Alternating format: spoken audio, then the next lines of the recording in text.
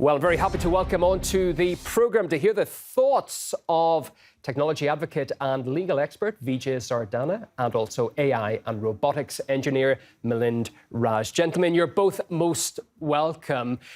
Milind, can we start with you? This is being sold as a great idea, an AI system to tell the Bucharest government what the Romanian people are currently thinking. Isn't that a good way to connect with the people?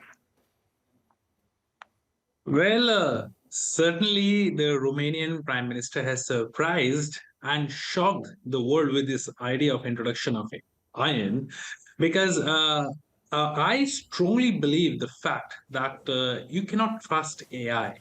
I mean, AI has notoriously fails in capturing or responding to intangible human factors that go into real life decision making.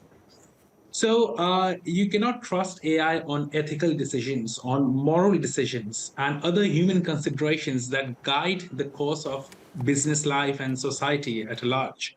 So this is not a good idea to introduce AI as a government advisor. Well, let's get the thoughts of Vijay Sethi on that very aspect. Vijay, hello. Could implementing a system like this, as Milind was saying, could it get manipulated by those that want to influence the government in a certain way? I'm thinking of lobby groups and other similar groups. I think it's a very positive development for various reasons, because nowadays, if you look into the programming which experts have developed this, they are going to capture what people are discussing in social media in their social and personal lives. And you should appreciate that when people are in informal environment like social media, people express their true feelings. In formal environment, people color their thoughts. They project what people want to, or their bosses want to listen, or those audience wants to listen. So I think this, if they have to become better decision-making process, at least this AI bot will provide them with a lot of data. These are current thinking in the society. It's not that they are replacing the human intelligence of ministers and government. It will collect the information, bring in front of the people what is right now on real-time basis society is discussing, so that government can take a corrective action. For example, if they are discussing inflation, or they are discussing health crisis, or they are discussing quality of water, or they are discussing food shortage, whatever is going to be there in social media will be immediately captured, and government will have time and understanding to address them faster than a normal process. And one other issue, Milind, is perhaps political corruption, a major issue you'll know around the world. So if we get to perhaps use AI in spheres like politics, if everything gets a sort of a electronical, statistical approach, would that not help perhaps eliminate or at least help reduce the problem? No. So like what Mr. Vijay has said, I still disagree with one of the statement that social media it collect the data from social media, what people are saying, because Bill Gates has recently said that the social media platform is getting a pivot point of data misinformation.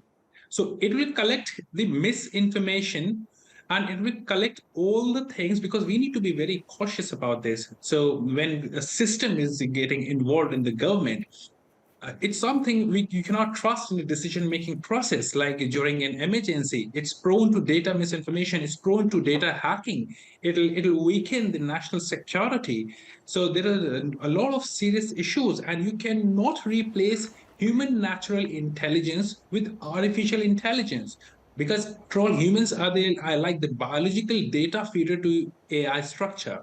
So if you introduce a government advisor, and an advisor which is completely an AI, artificial intelligence computer, so it's a very risky call. Like for example, would you ever like to fly in an airplane where there is no pilot? It's been flown by AI. No, never. Nobody would ever fly a plane which is without a pilot, a human pilot, because we cannot trust computing to this extent, where critical decisions, where critical analysis and strategies could be made using AI platforms. So this is a terrible idea. What Elon Musk also mentioned, that AI is far more dangerous than nukes. So this is the call, yeah. Mr. Sardana, on that point, AI, I suppose, is okay to a certain level, but as we just heard from the other guest, would you want to be in a plane where artificial intelligence has control of your life? Certainly. See, today when we will have driverless cars, when a lot of surgeries are happening through robotics, when a lot of designing work and pharmaceutical inputs are happening through artificial intelligence, even today, landing and takeoff, rest of the airplane is also on autopilot mode. So it is But then only an still you evolution need a of pilot. technology. Still Let you me let need a me human complete. there to Let me make the let me critical complete. decision. I never interfered in your system, so please appreciate others' rights also to express. Don't interfere. My point here comes up is, yes, it is an evolution of technology. Today you have whole lot of things. Today you have a drone which takes off and comes back to the location. You are putting camera in it. If you put a human being in it, are you saying it will crash just because you have replaced the payload? Today all drones are flying without people. So point here comes in, it is a trust factor which takes time. I'm not worried tomorrow if you replace the camera and put up a person there and it goes and comes back. So point here comes up is, this is what we have to appreciate, that things are evolving, technologies are evolving, and it is a development phase. So today one bot has there, in future there will be many more. Algos will improve, data system will improve, checks and balances will improve. So why to have a fear psychosis without Okay. appreciating things are improving? Milind, you're itching to get in there from one point. Right. One thing in just one sentence, I would ask Sure. the entire audience: would you ever trust an artificial intelligence or a natural intelligence which is in form of human minds and what we design? Because ultimately, we the humans are the creators of AI.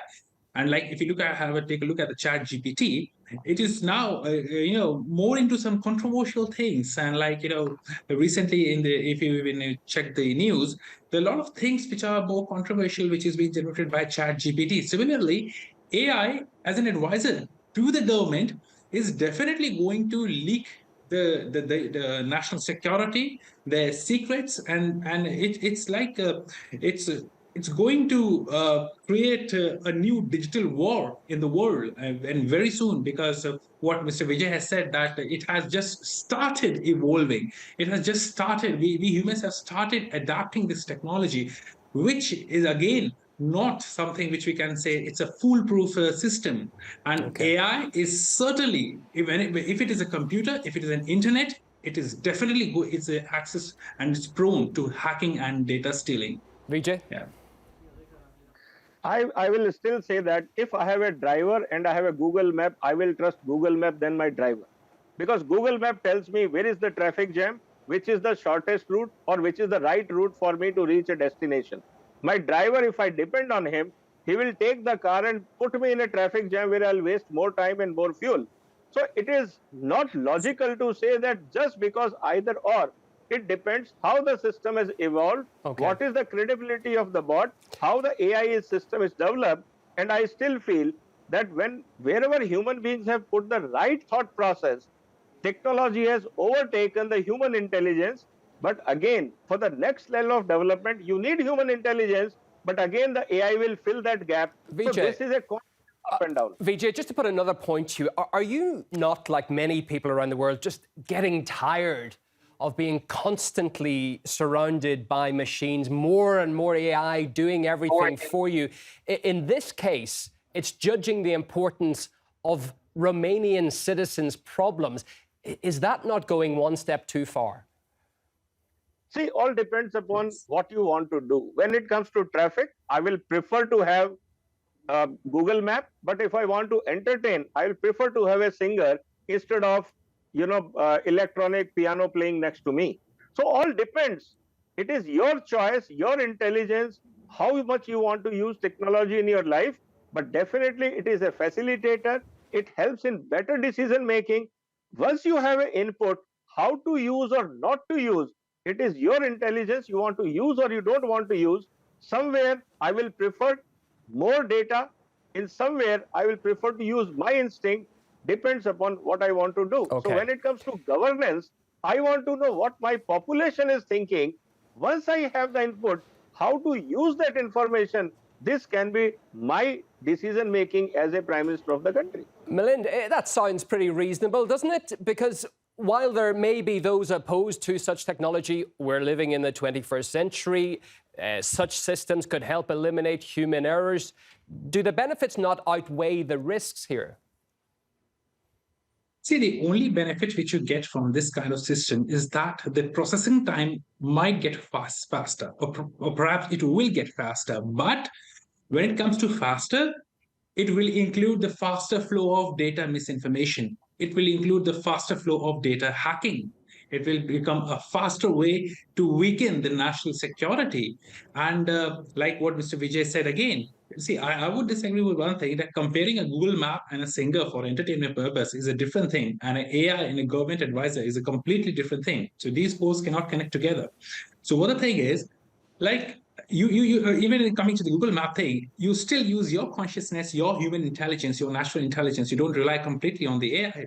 So similarly, when it comes to critical decision making strategies and emergency decision makings, you cannot trust AI at all, because what decisions you're making, what the system which is advising the entire nation as an AI, you don't know what kind of data is being loaded and fed in that computer which is advising the government of a nation.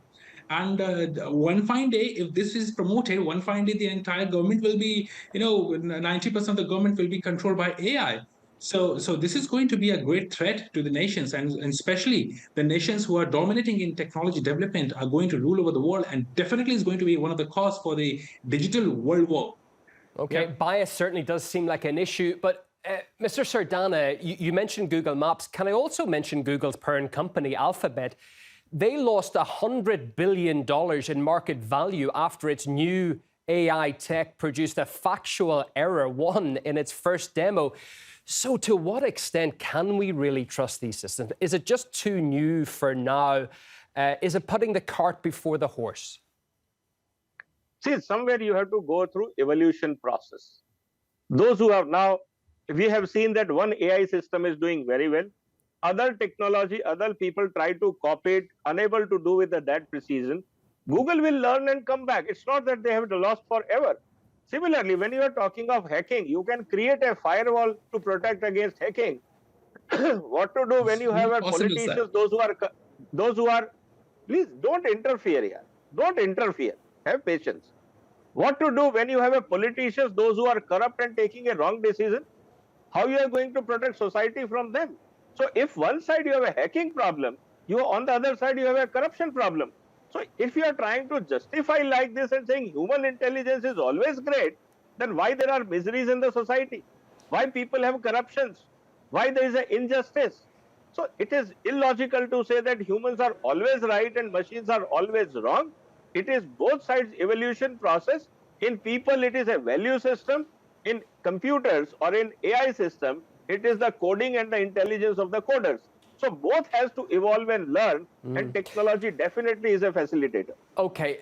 Milind, what would you tell to perhaps Romanian citizens who say, we support this because our views aren't being listened to by sleep-deprived, harassed civil servants, and maybe this is a way for our hopes and our fears to finally get a nationwide audience. So they may support this. Why are you against hearing their views?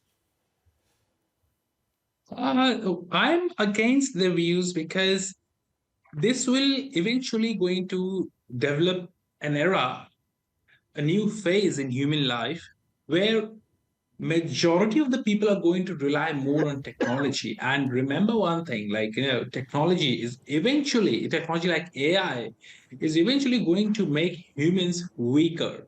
It's going to create a more accessible nations in their secret cells, and I do agree that it might be a source of only collecting certain points what the public want these government officials to listen to them. It could be a medium to connect their problems with the government officials. But here the thing is, this is not just a medium. This iron robotic concept, the AI computer, which is going to be an acting government advisor. So until and unless it is just a medium where it collects the data from the public and then it puts forward to the government officials, it's pretty fine. But when it comes to decision making, it's not at all a good idea. Mr. Sardana, we're just running out of time. The last 20 seconds to you in this debate, if you wish. See, we had a postman's, if you look into our history in childhood. Then came the fax machine. People went on strike. It is replacing the manpower. Today we are talking of email. Society improved or reduced? And now we are talking a real-time voice typing system. Video conferencing. Society has improved or reduced? Point here is that it is your confidence level. Are you insecure because of technology, or you have a skill as a human being to utilize the technology for the benefit and to create value and welfare for the society? So it is your competency. Technology will always be a tool. Lots of food for thought from both of you. Gentlemen, thanks so much for your time and your thoughts. We've been listening to Vijay Sardana, advocate of technology and legal expert, and also Milind Raj, AI and robotics engineer. Thank you both. Thank you. Welcome.